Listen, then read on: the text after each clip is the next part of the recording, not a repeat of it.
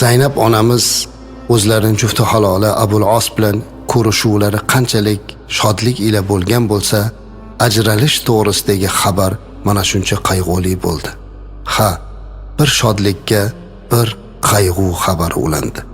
Zaynab onamizni Abul As tayyorlanib turishligini va ukasi Kinona kuzatib qo'yishligini, kelishilgan joyga olib borib qo'yishlik uchun hozirlik ko'rishligini aytdi. Zaynab onamiz otalari oldiga borishlikka rozi bo'lib turgan bir pallada Zaynab onamiz oldiga Abu Sufyon ibn Harbning xotini Hind binti Utba kelib qoldi. Oldilariga kelib, "Ey Zaynab, eshitishimga qaraganda sen hijrat qilar ekansan" dedi. Shunda Zaynab onamiz, "Bunaqa gap yo'q" dedi. "Ey Muhammadning qizi sallallohu alayhi vasallam, menga aytishlaricha yo'lga hozirlanayotgan emishsan, otangni oldiga ketmoqchi emishsan, shu to'g'rimi?" dedi. Zaynab onamiz, "Senga buni kim aytdi?" dedi. "Mening bunaqa niyatim yo'q" dedilar. Zaynab radhiyallohu anha ehtiyotkor bo'lib gapirdilar. Chunki dushman edi u. Shunda u ayyorlarcha, "Ey amakimning qizi, agar shunday bo'lsa menga aytib qo'ya qolgin. Men senga yordam bo'laman. Erkaklar o'z yo'liga, lekin biz ayollarmiz axir" dedi. Lekin buni ayyorona gapirayotgan gapiga Zaynab onamiz ishonmadilar-da, "Menda bunday reja yo'q" deb qo'ydilar xolos. Va Kinona tayyorlab qo'ygan tuyaga minishlikka hozirlik ko'ra boshladi. Kerakli barcha ko'rgan narsalarni olib, kelishilgan vaqtda Zaynab onamizni Abul As ukasi Kinonaga topshirdi.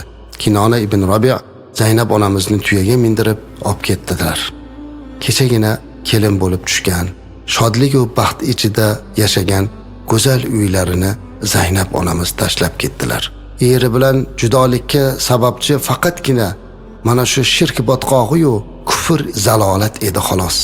Lekin eridan yomonlik ko'rmagan, doimo yaxshilik ko'rgan bo'lsa-da, o'rtada iymon masalasi turgan edi azizlar.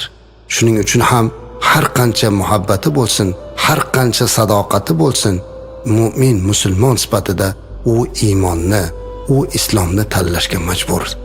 Zaynab onamiz iymonni, islomni tanladilar.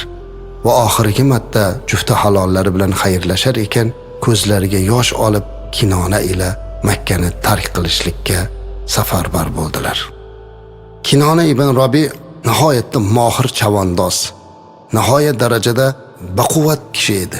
Shuning uchun hech narsadan qo'rqmadimi, kennoyisini Zaynab onamizni ko'p kunduzi tuyaga o'tkazib olib keta boshladi. Buni eshitgandan keyin kofirlar hammalari orqalaridan bir-birlariga xabar qilib quvlay boshladi. "Eshitdilaringmi? Zaynab binti Muhammad sallallohu alayhi vasallam Abul Asni ayollari chiqib ketar ekan, nega chiqarib yoramiz? Axir uni otasi bizga dushman-ku, uni yo'lini to'sishimiz kerak" degan gaplarni gapirdilar.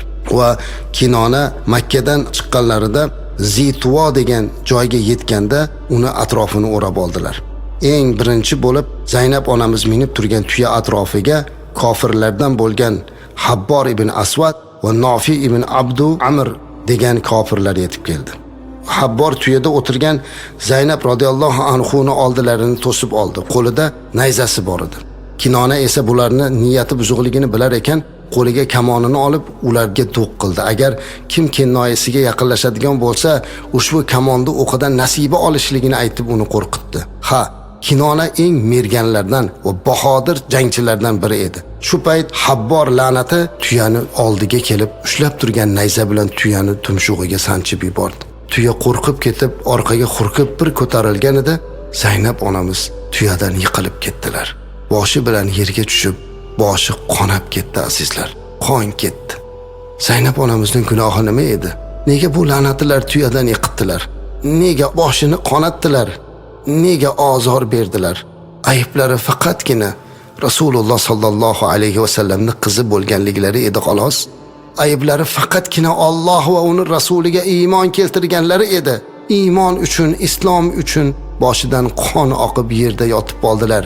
Rasulimiz alayhisolatu vasallamning ko'zlariga quvonch keltirgan, uylariga duru marvarid kabi go'zallik olib kelgan, Rasulimiz alayhisolatu vasallamning qalbiga xursandchilik keltirgan go'zal qizlari, Hadicha onamizning bosh qizlari Zaynab onamiz tuyadan yeriga yiqilib, qonga belanib qoldilar.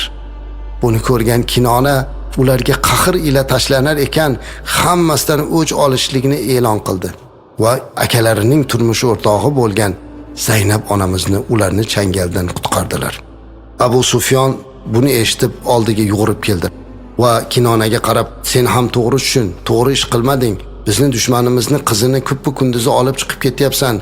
Bu bizni nazar pisal qilmaganingda, axir shunday ham qilasanmi dedi. Uning ko'zi Kinonani qo'lidagi kamonda edi. Kinona qahr g'azab otiga mingan. Bizning oilamiz hech qachon va'dani buzgan emas. Men aytilgan joyga olib boraman. Kim yo'limni to'xtatsa, u kamon o'qidan o'ziga nasibasini olsin deb turib oldi. Ammo lekin keyin bir oz qarasalar, Zaynab onamizning ahvoli og'irlashib qoldi. Azizlar, og'ir oyoq bo'lgan, homilador bo'lgan Zaynab onamizning homilasi tushib ketdi. Zaynab onamiz tuyadan yiqilganlarda ham, qo'rqib ketganida ham birdan bir istaklari mana shu o'zlarining muborak tanasida saqlab turgan farzandining hayotini o'ylagan edilar. Bir oz o'zlariga kelsin deb majbur Kinona Zaynab onamizni kuzatib qo'yishlikni orqaga surishlikka majbur bo'ldi. Zaynab onamiz bir oz mana shu joyda turib, yana o'zlariga kelganlardan keyin Kinona Rasulimiz alayhisolatu vasallam belgilab qo'ygan joyga olib borishlik uchun Zaynab onamizni yetalab chiqib ketdilar. Zaynab onamiz ming mashaqqatda qoldilar. Og'ir alam ichida qoldilar. Yorilgan boshlari-yu, homiladan ayrilishlari-yu, qon ketishlar ichida qolgan Zaynab onamizning ko'zidan duv-duv yosh oqar edi. Faqatgina qalbiga bir rohat kelib turar edi.